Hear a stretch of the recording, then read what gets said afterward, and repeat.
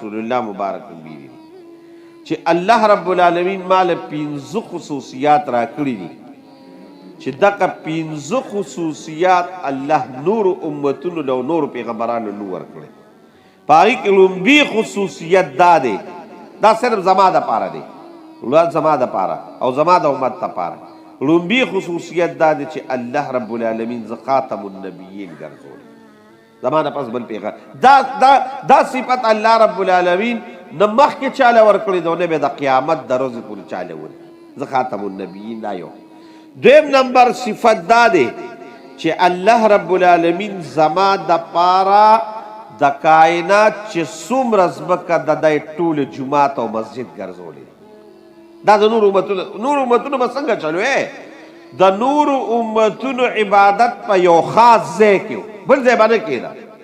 زموږ دپاره الله هر ځای جومات ګرځولی دی چې کوم ځای کې د مونځ وخت شو او ته په کومه ځمکه وګرځېدې ستا دپاره بلکل جایز دی مونځ پې کوه.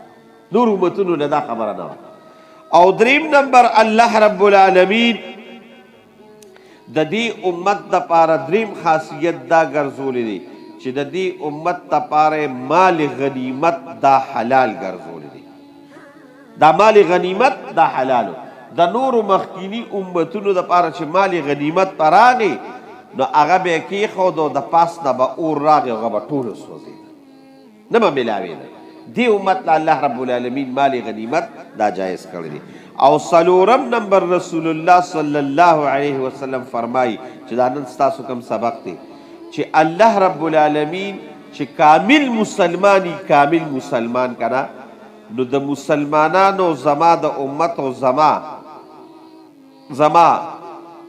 د دشمن په مقابله کې د دشمن په زړه کې الله رب العالمین د مسلمان دپاره د یو میاشت په مسافت چې یو میاشت به ځلي که نه نو په دومره مسافت یې د دشمن په زړه کې زما مقابله کې رعب اچولی دی. دی به یریږي او داسې مسلمانان هم دا ولې چې دوی کامل مسلمانان دي نو د دوی په دې زړه کې به د دې کافرو په دې زړه کې به د مسلمانانو نه یو مضبوطه یره پرته وي، رعب به وي. او دا حقیقت دی.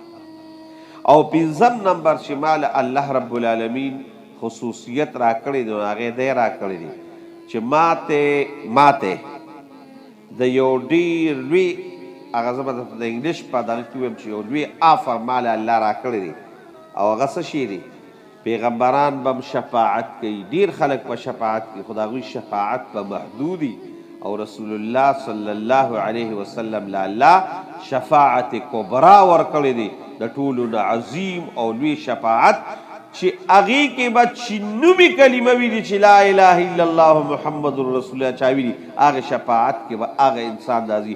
دومره لوی شفاعت په مخکې د کائنات کې سپارش څوک هم نه کوي څومره چې رسول الله صلی الله علیه وسلم. خدای دې دغه شفاعت کې موږ او تاسو راولي.